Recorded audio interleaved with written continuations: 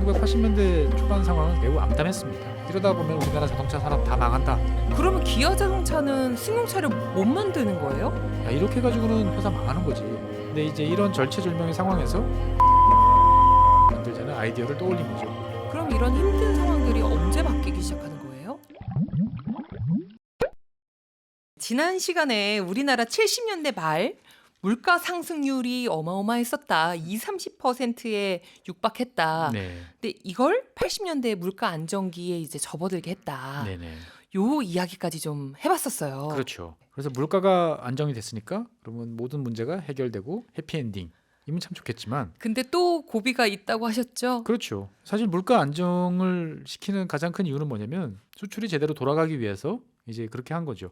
그런데 이 1970년대 지난 시간에 말씀드린 것처럼 중화학 공업 육성을 위해서 많은 돈을 투자했지만 1980년대 초반 상황은 사실 매우 암담했습니다.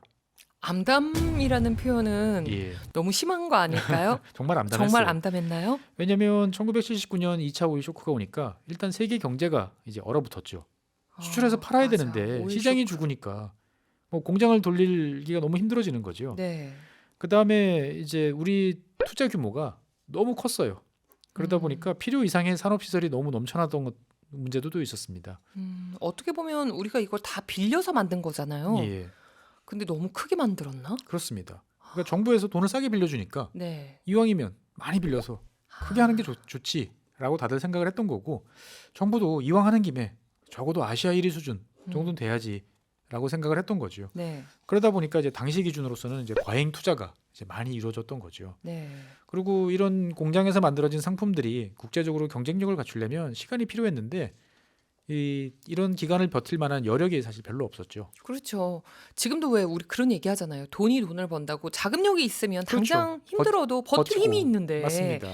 근데 이때 당시 보면 투자는 빌려서 해놨는데 당장 수익은 안 나고. 그렇죠. 그럼 버틸 여력이 없으니까 굉장히 힘들었을 것 같아요. 맞습니다. 그래서 이런 상황이 되면 다들 뭔가 야, 이거 정리 좀 해야 돼. 규모 줄일 건 줄이고 좀 해야 돼. 이렇게 생각들은 하는데 생각만큼 이제 실행에 옮기는 건 쉽지 않았던 거죠. 누가 내 걸 포기하려고 그러겠어요. 그럼요. 상대 경쟁사부터 제 거부터 먼저 줄이세요라고 그쵸. 이야기하는 거죠. 이러던 차에 이제 1979년 1.12 쿠데타로 이제 초법적 권한을 갖게 된 이제 국가보위 비상대책위원회, 우리가 네. 보통 국보위라고 부르는 이 기구는 강제로 이제 구조조정에 나서게 됩니다. 강제로요? 네. 그러니까 뭐 당시는 이제 국회도 문을 닫은 상태고 정치인들 대부분은 뭐 가택연금 또는 감옥에 가 있는 상태이기 때문에 그렇죠. 누가 뭐 여기에 대해서 뭐라고 할 상황이 아니었던 거죠. 그래서 국보위가 나서서 이제 강제 조정을 하게 됩니다. 네. 대표적인 이제 과잉 투자 산업으로 몰려있던 자동차, 발전 설비, 중전기기 뭐 이런 쪽에 이제 중화학 산업에 대해서 통폐합, 역할 분담 이런 것들을 이제 강제로 시키는 거죠. 하긴 어떻게 보면 쿠데타로 잡은 정권이기 때문에 이런 것들이 강제적으로 행했어도 가능했었던 것 같아요. 그렇죠. 초법적 권한을 행사를 했던 그렇죠. 거죠. 그래서 발전 설비 같은 경우는 한국중공업이라는 별도의 회사를 만들어서 국영화했습니다. 그리고 한국전력이 발전소를 만들기 위해서 여러 가지 뭐 터빈이나 필요하잖아요. 네. 그럼 기자재를 발주할 경우에는 무조건 이 한국중공업에다 발주하도록 해서 일감을 보장해 줬어요. 하지만 이렇게 해서도 원체 이 부실이나 이런 것들이 많아서 한국중공업은 계속 어려움을 겪었고 결국 2000년에 이제 헐값으로 이제 민간에 매각이 됐죠. 네. 그것이 지금의 두산중공업입니다. 그래서 발전 설비는 일단 뭐 국영화 그리고 한전한테 책임을 넘기면서 일단 정리를 했는데 자동차는 이제 더 골치가 아픈 상황이었어요. 근데 그때 당시에 우리나라 자동차 회사들 네. 어떤 회사들이 있었어요? 뭐 여러 가지 회사들이 있었는데 대표적인 회사 다들 알고 계시는 회사입니다. 현대자동차, 대우자동차, 기아자동차 네. 이 세 개 회사가 이제 주력 상품이었던 회사였던 거죠. 근데 뭐 당시에 1년에 자동차 수요라는 거는 빤하던 그 내수 시장에 과잉 경쟁이다 보니까 수익성은 안 좋아지고 이러다 보면 우리나라 자동차 산업 다 망한다라는 네. 비판이 계속 나왔죠. 그래서 이제 국보위는 이제 역할을 나눕니다. 기업들한테. 그래서 현대와 대우한테는 승용차를 만들 수 있게 해주고 기아는 승합차만 만들도록 하는 거죠. 그래서 현대와 대우의 경우에도 일단 현대는 소형, 대우는 중대형 이렇게 나눠가지고 서로 시장이 겹치지 않도록 해서 그 시장 먹고 이제 살아남아라 우와. 라고 한 거죠. 보면은. 이것까지도 이제 조정을 해준 거잖아요. 그렇습니다. 그러면 기아 자동차는 승용차를 못 만드는 거예요? 네, 그렇게 된 거죠. 그래서 당시에 사람들은 다 그럼 트럭만 만들어서 먹고 살아야 된다라고 생각했는데 누가 봐도 야 이렇게 가지고는 회사 망하는 거지라고 생각할 수밖에 없는 상황이었던 거죠. 근데 이제 이런 절체절명의 상황에서 이제 다용도 승합차를 만들자는 아이디어를 떠올린 거죠. 그렇게 만든 게 그 유명한 봉고입니다.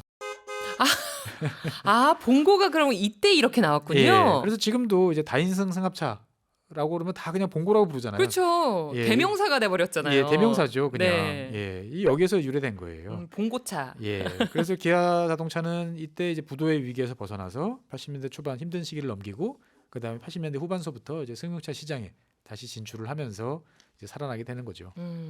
물론 이렇게 들어보니까 과정에는 딱히 동의할 수는 없지만 예. 결과적으로는 어땠는지도 궁금해요. 그러니까 이렇게 해서 근본적인 문제가 해결되면 참 좋았을 텐데 네. 이제 그럴 상황은 아니었던 거죠. 일단은 강제로 조정을 해서 이제 급한 불은 껐는데 이제 제대로 문제를 해결하려면 결국은 이제 시장이 제대로 돌아가서 시장에서 돈을 벌어야 되는 거죠. 네. 그러려면 이제 각종 비용 부담이 낮아져야 되는데 80년대 초반, 중반까지도 상황은 그렇지 않았습니다. 유가가 말이 아니었죠. 예, 유가는 그나마 이제 오르지는 않는 상황이었지만 아. 이제 여전히 높은 상황이었고, 그다음에 외국에서 빌려온 이제 돈들, 외채 금리는 상당히 부담하기 힘든 상황이었어요. 네.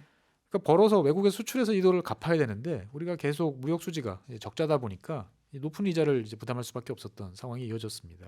그럼 이런 힘든 상황들이 언제 바뀌기 시작하는 거예요? 1986년 우리가 아시안 게임을 하던 그 시기가 이제 드디어 이제 참고 기다리던 시기가 찾아왔습니다. 유가가 이를테면 배럴당 한 $30 수준에서 $15까지 급격히 내려가게 됩니다. 절반 정도로 내려갔네요. 예.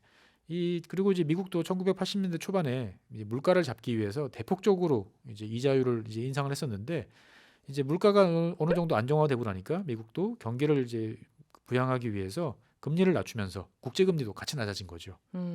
그리고 상대적으로 달러가 약세로 이제 전환이 되면서 수출 시장에서 우리와 경쟁하던 일본 엔화는 이제 평가 절상되는 거죠. 그래서 우리 상품의 수출 경쟁력이 좋아집니다. 뭔가 갑자기 쥐구멍에도 예, 볕들날이 있는 그렇습니다.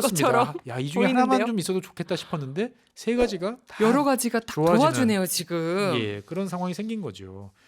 이렇게 되면서 기업들은 이제 저렴한 이자로 돈을 빌릴 수 있고, 그다음에 원유 가격도 내려가니까 원가 부담도 절고, 네. 그다음에 이제 전 세계 뭐 미국이라든지 유럽 시장들도 이제 잘 돌아가기 시작하니까 수출이 잘 되는 이런 상황을 맞이하게 된 거죠. 그래서 달러, 금리, 유가가 모두 낮아지면서 이제 행복한 이 시기를 이제 3조 호황 시기라고 부릅니다. 3조 호황. 예. 1986년에서부터 올림픽이 있던 88년, 3년 동안에 걸쳐서 경제 성장률은 매년 11%에서 12%에 이르게 됩니다. 다시 두 자리 숫자 성장률을 기록하게 된 거죠. 실업률도 2.5%로 낮아지고 수출도 증가를 해서 정부 수립 이후 처음으로 수출액이 수입보다 많은 무역 수지 흑자를 기록하게 됩니다. 네. 저는 지금도 기억이 나요. 무역 수지 흑자라고 이렇게 한자로 주먹만한 글씨로 이제 신문에 딱 기록이 됐는데, 그랬어요? 야, 이게 실제로 가능한 일이구나. 정말 어. 그런 생각이 들었던 이 기억이 납니다. 보면. 되게 뿌듯했을 것 같아요, 그때. 그렇죠. 우리가 돈을 벌어서 돈을 갚을 수 있게 됐다라는 네. 것들은 되게 신기한 경험이었습니다. 음. 그래서 이때 등장한 이제 여러 가지 현상들이 있는데 그 중에 그 대표적인 현상을 상징하는 단어가 이제 과소비입니다. 과소비가 이때. 예, 과소비란 등장했나요? 단어가 처음으로 등장한 게 이 시기예요. 어. 그래서 1986년부터 이제 호황이 시작되고 그다음에 87년 이제 민주화 투쟁, 그리고 그 뒤를 이은 이제 노동자 대투쟁을 통해서 대폭적인 이제 임금 인상도 이제 이루어졌던 거죠. 그러다 보니까 사람들은 이제 주머니가 넉넉해지다 보니까 앞다투어 자동차를 비롯한 각종 내구재를 구입하고 그다음에 주택 장만 이런 것들이 이제 폭발적으로 증가하게 됩니다. 지금으로선 이 과소비라는 말이 좀 좋게 들리거든요. 그렇죠, 근데 플렉스? 이때 당시에도 그랬겠죠? 그랬으면 아닙니다. 좋겠네요. 그때는 이거 문제 생긴다, 이러다가 문제 생길 거다라고 어. 하는. 그래서 당시 캠페인 구호가 재밌어요. 소득 수준은 4,000불, 소비 수준은 2만 불. 소득 수준은 4,000불, 그렇죠. 소비 수준은 2만 불, 막 이렇게 예, 나왔겠네요. 그렇습니다. 너무 많이 쓴다. 네. 이러다가 문제 생긴다라고 했던 거죠. 그러니까 이 와중에 사람들이 이제 넉넉해지니까 집도 사고 차도 사고 하니까 경기는 잘 돌아가는데 집은 금방금방 못 짓잖아요. 네. 그러다 보니까 주택과 토지 가격은 이제 급등하게 되고 여러 가지 사회 음. 문제를 일으키게 됩니다. 네. 그래서 이를 해결하기 위해서 등장한 것이 지금의 일기 신도시. 일기 신도시. 이 EBS 자리 잡고 있는 일산을 네. 비롯한 뭐 분당, 평촌, 중동 이런 일기 신도시가 이 호황으로 인한 부작용을 이제 극복하기 위해서 또 급조된 도시들인 거죠. 어쨌거나 이 시기를 거치면서 이제 마이카 시대, 다 네. 이제 집에 차 한 대씩은 있는 시대가 됐고 그 다음에 이제 중산층들은 아파트를 이제 선호하는 아파트 시대를 맞이하게 됩니다. 아, 지난 시간에 70년대 중화학 공장들이 좀 무리하게 지어졌다라는 말씀 해주셨잖아요. 예, 근데 이때가 되면은 그 중화학 그 공장들이 좀 쓸모가 있었을 것 같은데요. 그렇습니다. 그러니까 70년대 큰 비용을 들여 만들었는데 그 동안에 애물단지 역할을 하던 이 공장들이 이 80년대 3조 호황 시기부터 본격적으로 이제 돈을 벌기 시작을 합니다. 일단 한번 돈을 벌기 시작하자 이제 의류, 뭐 가발, 신발 이런 걸 통해서 벌던 거는 차원이 다르게 한꺼번에 이제 큰 돈이 이제 들어오게 됐던 거죠. 네. 그래서 그 동안에 우리 국민과 국가가 이제 희생 노력을 통한 이제 보상을 받게 되는 거죠. 물론 가장 큰 이제 보상은 대부분 이 기업체를 소유한 이제 대기업의 어떤 주머니로 들어가게 됐지만 뭐 어쨌거나 사회 전체적으로 보면 고용도 늘어나고 그다음에 국가적으로 보면 세금을 제대로 거둘 수 있는 이런 환경이 되면서 국가는 한 단계 성장하게 됩니다. 그래서 마냥 좋았던 이 시기인데 사실 이 시기를 돌이켜 보면 새로운 위기의 또 시작이기도 했던 거죠. 박사님. 위기 이제 그만. 여기서 이야기 끝내도 야, 될 것 위기, 같은데 위기 또 그만, 이제 이제. 위기가 또 와요? 네, 또 봅니다. 어떤 위기예요? 국제 경기도 좋아지고 수출도 잘 되다 보니까 네. 이제 기업들은 이제 자신들이 보유하는 공장을 100% 가동을 해도 이제 물량을 맞출 수가 없는 상황에 다다르게 돼요. 그럼 이건 좋은 거 아니에요? 그렇죠. 그러니까 이제 새로 시설을 내야 되는 상황이 이제 됐는데 문제는 돈이 된다 싶으니까 너도 나도 다 뛰어들어서 다시 한번 이제 중복 과잉 투자가 이제 일어나는 이제 안 이 돼, 시기가 이 시기입니다. 그러면 안 되는데.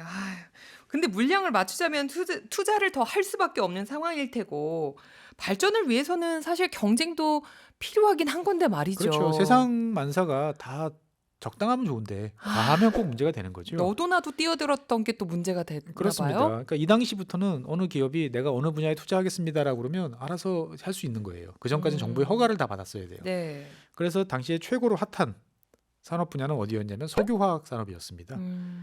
특히 이제 서해안 지역에 대규모 석유화학 사업장을 건설하기 위해서 이제 예나 지금이나 우리나라의 대표적인 재벌 기업인 이제 현대, 삼성 네. 등이 이제 경쟁을 시작을 했어요.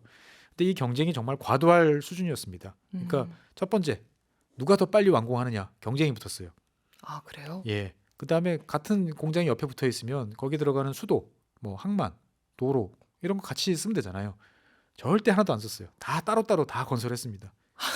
자존심 싸움인가요? 자존심 싸움이 된 거죠. 회장님들의 자존심 싸움이 됐습니다. 그 지역이 어디예요? 지금의 당진이죠. 당진. 네. 당신, 뭐 서산, 뭐 이런 지역입니다. 보면은. 네네. 그래서 그 1980년대 후반 이제 중국이 이제 개혁 개방 정책이 계속 이어지고 우리나라 기업들이 중국에 대규모 수출을 할 수 있을 것이라는 전망이 이어지면서 이런 대규모 투자가 이제 이어졌던 거죠. 네. 그래서 만들기만 하면 큰 돈 번다라는 확신이 있었던 겁니다.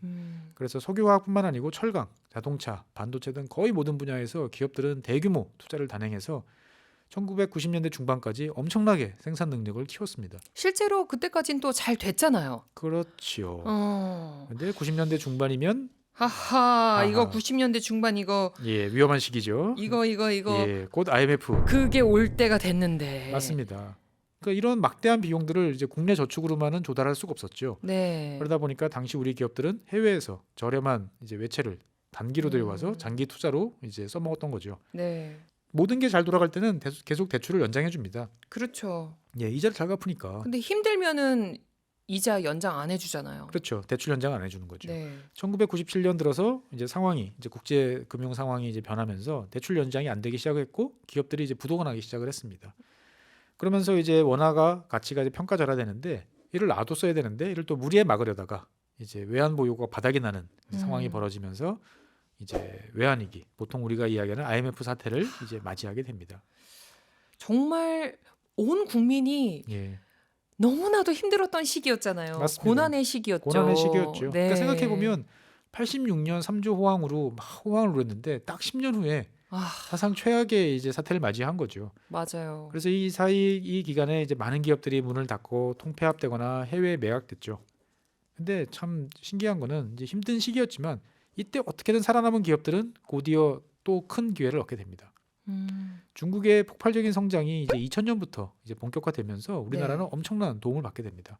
중국에서 이제 전 세계 수요가 중국으로 몰려들면서 중국은 공장을 지어도 부족한 상황이 됐던 거죠. 네. 그럼 공장을 지으려면 각종 플랜트 이런 것들을 지어야 되는 필요한 원료, 기자재들이 네. 있어야 되고 공장을 돌리기 위해서는 또 중간재들이 필요한데 이러한 주문들이 바로 옆에 있는 우리나라한테 몰리게 된 거죠. 음. 그러다 보니까 우리나라 기업들은 대호황을 누리게 됩니다.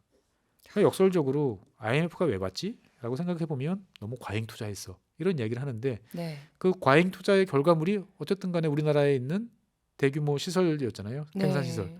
이 시설들이 이제 2000년대 들어서 이제 다시 한번 빛을 발하는 거죠. 이 그러네요. 과정을 거치면서 우리는 이제 본격적인 이제 선진국 문턱에 도달하게 됩니다. 참 인생하고도 비슷한 것 같아요, 보면. 너무 파란만장하죠. 네.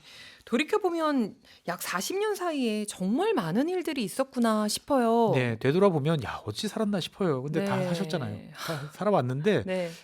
꼭 그런 것 같아요. 남자들 하는 이야기로 군대 다시 가라 못할 것 같아. 음. 한 번이니까 했지. 비슷한 것처럼 그 속에서 우리가 정신없이 살았기 때문에 이제 참 버텼다라는 이야기도 할 수 있고요. 네. 또 막상 생각해 보면 대한민국이 얼마나 아슬아슬하게 수많은 위기를 넘기고 극복하고 여기까지 왔는지 잘 모르기도 하는 것 같아요.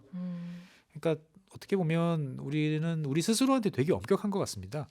그리고 되게 비판적이에요. 네. 예. 그러다 보니까 지나치게 비관적으로 바라보는 경우도 좀 많은데 네. 이 원고를 준비하면서 세상 그런 생각이 많이 들었어요. 대한민국은 그 누구도 성취하지 못한 경제적 발전을 이제 달성한 국가란 사실을 좀 잘 기억했으면 좋겠다. 자랑스러워도 되지 않을까? 라는 생각도 들고요. 네. 그래서 우리 아버지, 할아버지가 달성했던 성취에 대해서 좀 자주 돌아보고 이야기를 나눌 수 있는 기회가 있었으면 좋겠습니다. 정말 우리 부모님 세대의 노고가 있어서 오늘날의 이 멋진 또 대한민국이 있을 수 그렇죠. 있지 않을까라는 맞습니다. 생각 다시 한번 해보게 되네요.